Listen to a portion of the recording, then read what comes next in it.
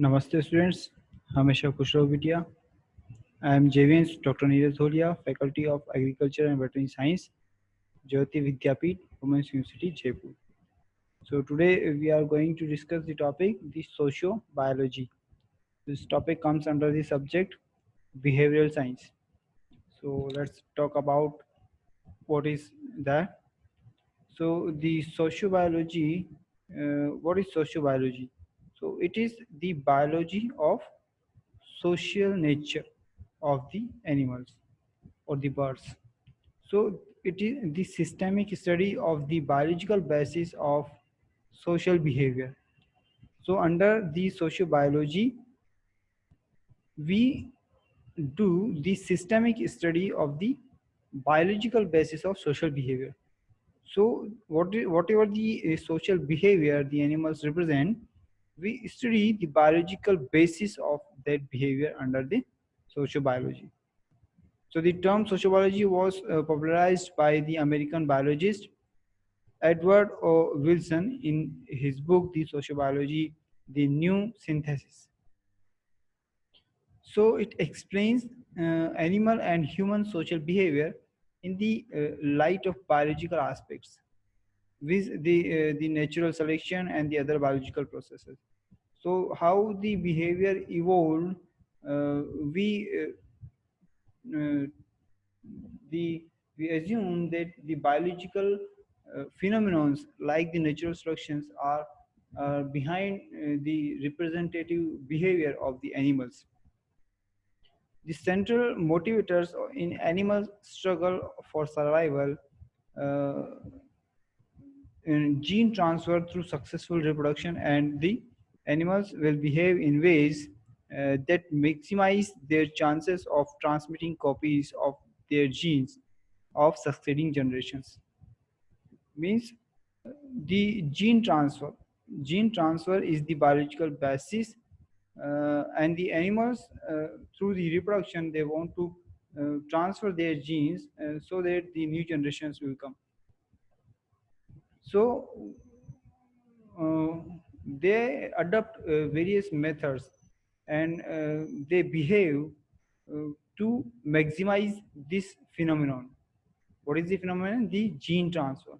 So they want to maximize the gene transfer, and they behave that enhance this nature of maximizing their chances of transmitting the copies of their genes to succeeding generations. Since behavior patterns are to some extent inherited, the evolutionary process of natural selection can be said to foster those behavioral uh, traits that increase an individual's chance of reproducing. So the sociobiology has contributed several insights to the understanding of animal social behavior. It explains the apparently altruistic behavior in some animals species and actually being genetically selfish, since such behaviors usually benefit closely related individuals whose genes resemble those of the altruistic individual. So, in the previous lectures, we have discussed the altruistic behavior.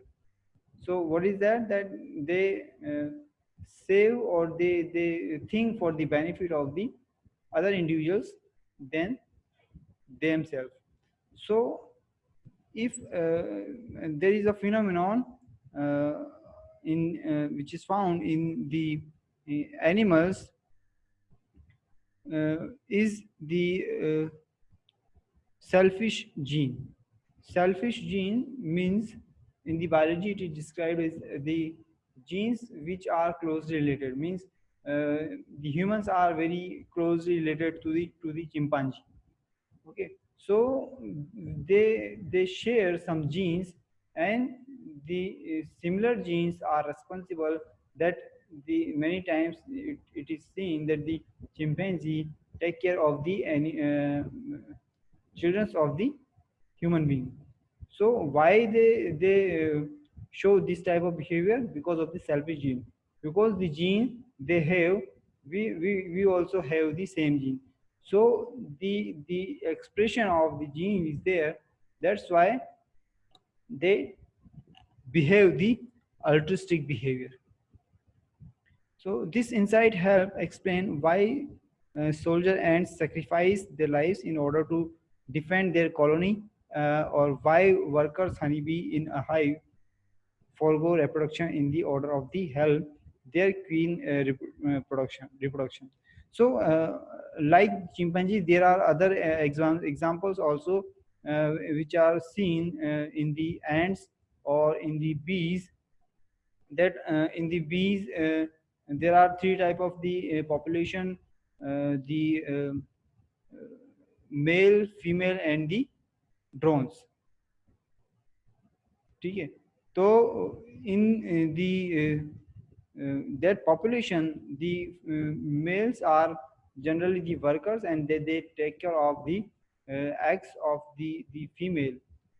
So why they take care of? Because of the selfish gene, because they are not um, their offsprings, but they take care of because of the selfish gene. So this type of behavior can be explained in the sociobiology.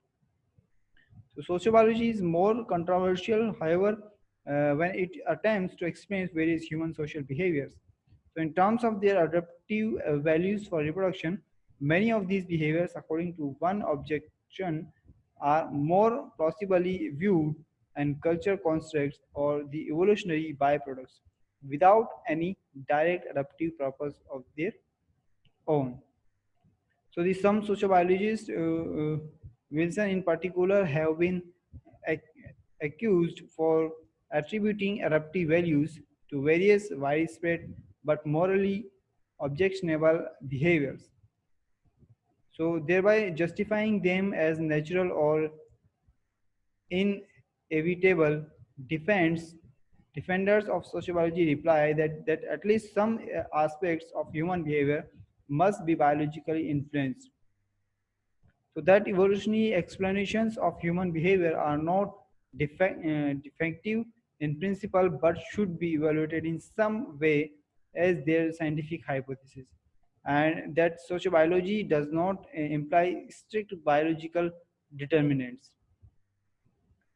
So thank you, and hope you are satisfied with this digital session. And if you have any query, please write in the comment box. I will resolve your query. This session is powered by Digital Version 2, Jyoti Vidyapeeth Women's University, Jaipur. Thank you.